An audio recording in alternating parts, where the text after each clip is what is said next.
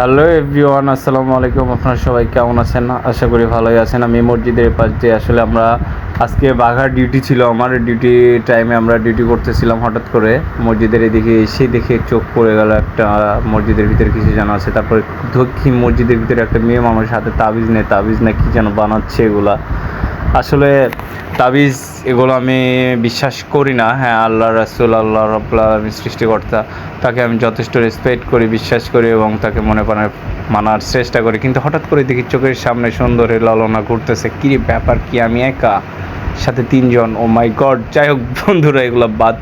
আজকে duty time, যদিও অনেক কষ্টের সাথে দেখি একটা পিচ্চি আছে। তো যাই হোক, কষ্টের ডিউটি, সেই রোদ্রে, ঠেড়া পড়া রোদের ভিতরে আমি ডিউটি করতেছি। কিন্তু আমি আমাকে এখানে দেখে আমার একটা ব্রাদার আমার সাথে দেখা করতে আসছে, যে শুনছে যে আমি এখানে ডিউটিতে আসছি। যাকে এই যে নাম হচ্ছে সিজানও হাই দিচ্ছে। যাই হোক সিজান, তুমি ভালো আছো?